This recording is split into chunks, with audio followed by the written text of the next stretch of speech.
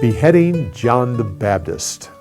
Well, with this story, you have another time when we are introduced to a member of all those Herods. As you read through the New Testament, you see another Herod talked about. Now, the people of that day knew who was who. They, according to what was going on. But to us, sometimes it's kind of confusing of who are all of these Herods. I hope to be able to possibly straighten that out for you.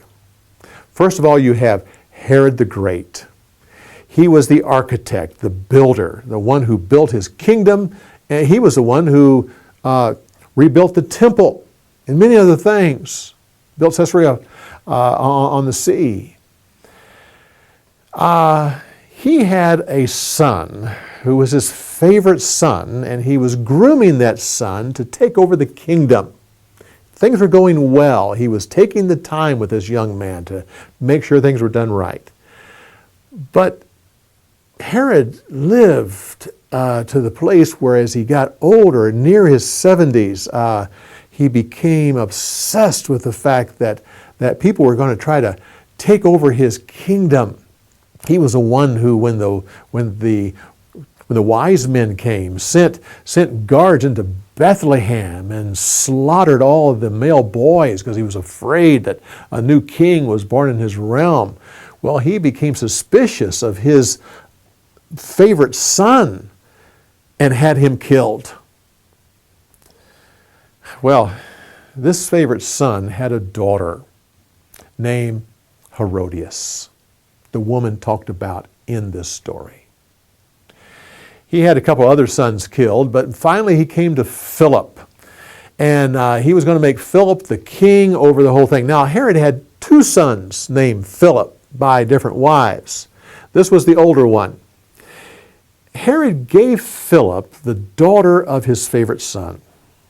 Herodias became the wife of Philip, trying to maybe bring the favorite son back into this whole thing. Well, Philip's mother became concerned that Herod was going to have him killed, and so she took Philip and his wife and shipped them off to Rome. Good thing, because Herod probably would have killed him. But instead, he just dethroned him. He said, all right, you cannot become king. Instead, he divided his kingdom into 3 parts. And he took his 3 teenage sons, his youngest sons, and put them over the 3 parts. And all this happened just before he died. The one son was over Jerusalem and Judah, down in the south. He was the one talked about when Joseph and Mary came back to Egypt. They heard that this son had replaced Herod, and they were afraid, and for good reason. He was a terrible king. He slaughtered so many people. He was so bad that Caesar finally had to come and to take him off the throne and send him off into exile. The people of Judah said, "Don't give us another son of Herod." So from that time on, this became a province and ruled by governors. That's why you have Pontius Pilate and Felix and Festus. It was not ruled by a king at this point. The second area was north of this, and this was the area of Lower Galilee, from Galilee down. This was given over to Herod Antipas, and that's the Herod who's talked about in this story. Herod Antipas ruled this Lower Galilee area, the one who married his brother's wife, Philip. Now the third son, the third kingdom son, was the second one called Philip. He was the younger one, not the one talked about in this story. He ruled in the north, from Upper Galilee on up and a little bit to the east. He was the best of them all. He had a great rule. The people loved him. he was patient. He was not ambitious to gain any more than what he had. He was happy, and he was kind to the people. Well, when you come to this story then, you have Herod Antipas. And he rules over this central area. When he was about 50 years old, he decides that he wants his niece, the wife of his half-brother. And so he divorces his own wife and marries Herodias. John the Baptist preached against this because of the moral issues. It was sin. It was against the laws of God. But he also could have preached that it was politically bad as well. You see, this first wife of Herod, the one that he divorced, you understand, Herod had Lower Galilee and Perea, which is more east of the Jordan and to the south of this area, and east of the Dead Sea. This was right at the edge of Rome's area, and right to the south of there was the Nabateans. The Nabateans were the ones that had Petra. Matter of fact, the king down there probably is one that built part of it. Well, there was this dispute over land down there, and it was solved by Herod marrying the king of the Nabateans' daughter. And there was peace.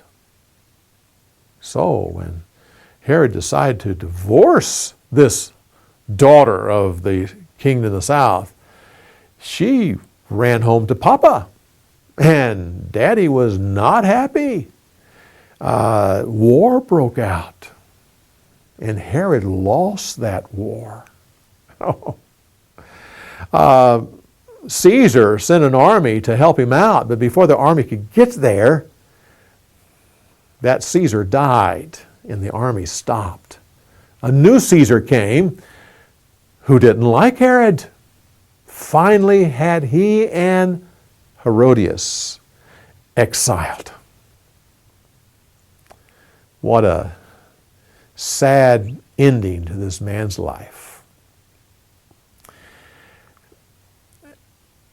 Well, John the Baptist was killed in this story.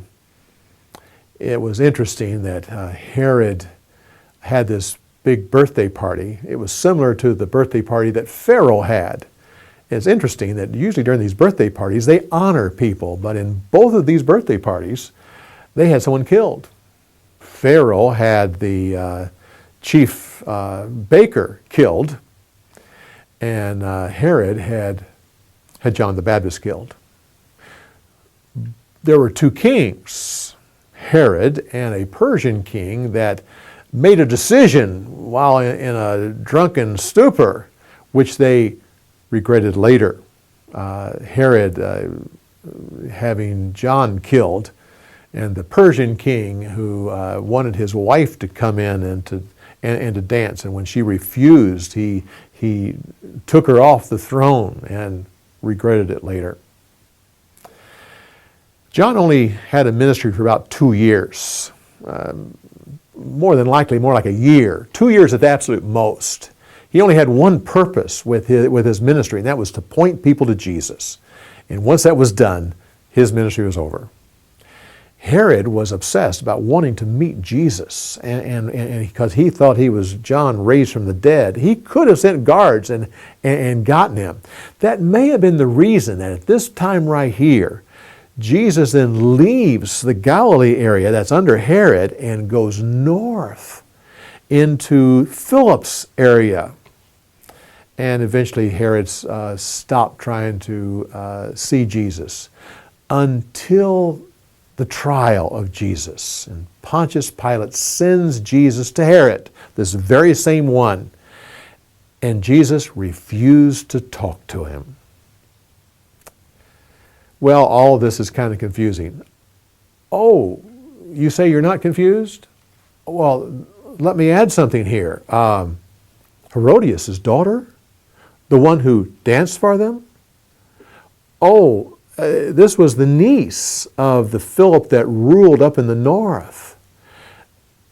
She was also Philip's wife. Oh, those Herods. Come back next week when we continue on with more story insights on the story of the week. We'll see you next week.